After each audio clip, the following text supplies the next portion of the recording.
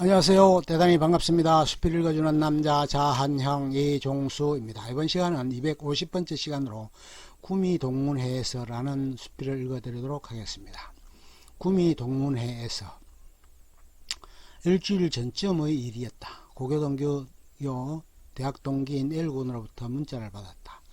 5월 넷째 목요일에 동문 모임이 있으니 일정을 비워두라는 문자였다. 그러면서 카카오톡의 동호인 방에 초청을 해주었다. 간략하게 소개 인사를 카톡방에 올리고 명함도 등재했다. 며칠이 지나고 드디어 회합을 가지는 날이 왔다. 본래는 고모산 자락의 파전집이 유력했는데 신규 회원의 참석 관계로 본곡동에 있는 D 횟집에서 예약이 되었다. 참석 인원은 9명이라고 했다. 낯설고 생소한 길이었고 퇴근길의 정체도 예상되어 일찍 준비해서 약속 장소로 갔다.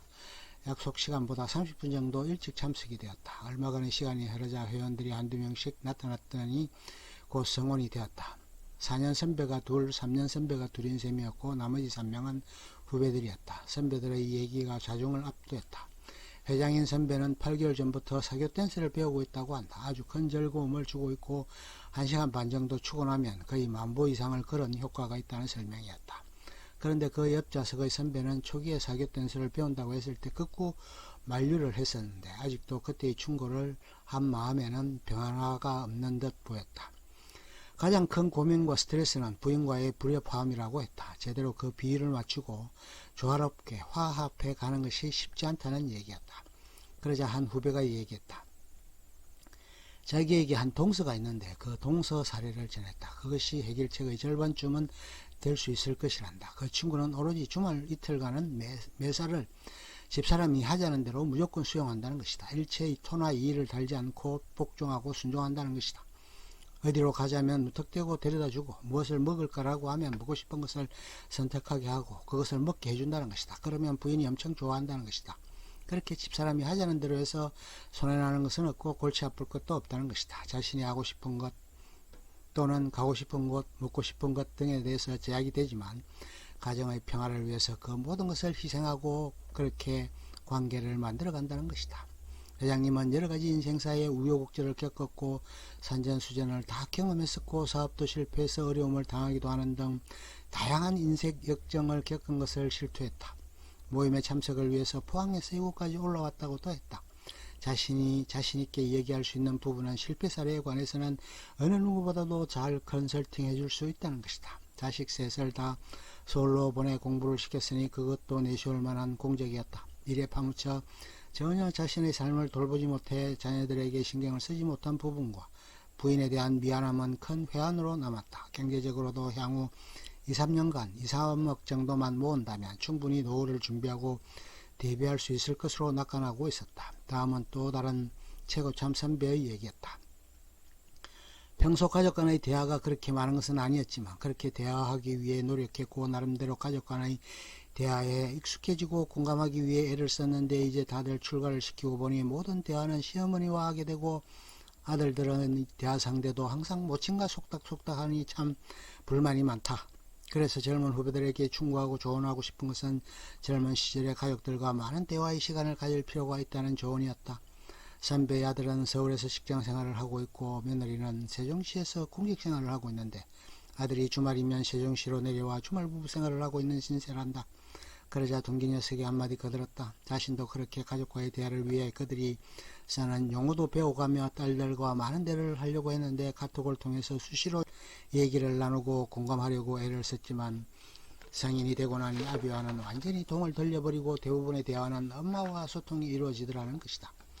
우리나라 여자들이 다 그런 것은 아니지만 얼굴이 예쁜 것도 아니고 그렇게 남편에 헌신적이지도 않고 오로지 자식을 위해 쓰고 헌신하고 애태우는 것이 당연시 되었던 시대를 살았으니 그것을 탓할 수는 없지 않겠느냐는 얘기도 있었다. 자식들의 성취에서 자신들이 이루지 못한 꿈의 실현을 보게 되고 대리만족을 경험하기도 했을 것이라고도 했다.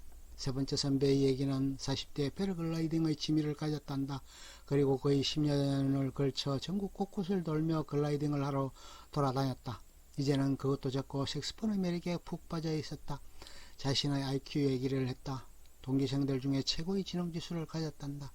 그런데 더 높았던 이는 자신의 남동생이었다. 156의 천재 수준이었다. 치과대학에 진학해서 의사로 생활하고 있단다.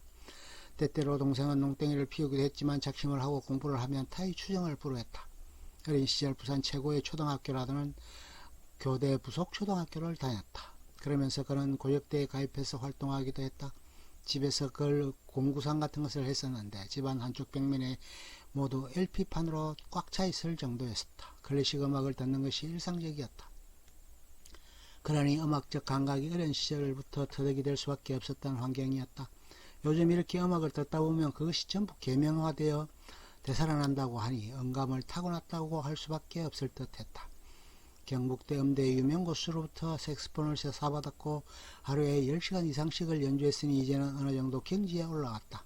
매주 토요일 오후에 금호산자락에서 2시간 정도씩 야외 음악회를 무료로 연주하고 있다고 했다. 한 선배는 나처럼 처음 회합에 오신 분이었다. 한전회사 자회사에 근무를 하고 있었는데 지난해 7월에 내려왔고 내년 7월이면 만 60세로 정년퇴임을 앞두고 있다. 홀로 내려와 근무하고 있고 주말 부부 생활을 하고 있었다. 월요일 아침 6시에 사당역에 출발해서 월요일 출근을 하고 금요일 오후 3시쯤에 퇴근버스로 상경해서 사당역에 내려주는데 6시에서 6시 30분경에 도착이 된단다. 예전에는 335 모여서 술도 마시고 했으나 요즘은 다 각자 활동을 한다. 그래서 시간도 많이 나고 해서 색스폰을 배워볼까 생각 중이었다.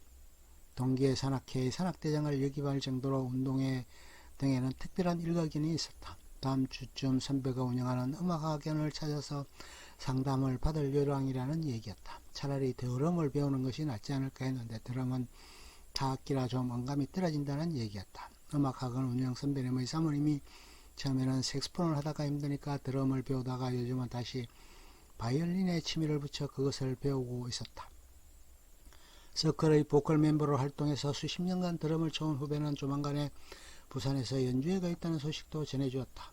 동기 친구의 베이스 기타 연주실 노력도 우연찮게 얘기가 되었다. 아주 오랫동안 2달에 한 번씩 회합을 가지면서 돈독한 친목관계와 두터운 우애를 가진 듯 보였다. 일행은 다음 회합을 위해 인근 당구장으로 몰려갔고 일부는 기가를 서둘렀다. 아주 짧은 시간의 회합이었지만 많은 것을 생각하게 하였고 많은 부분을 배울 수도 있었고 느끼는 점도 컸었던 듯하다. 모든 회원들이 건강하고 행복한 노후를 이어가길 기원해본다. 끝. 좋으면 좋아요, 구독 눌러주세요. 감사합니다.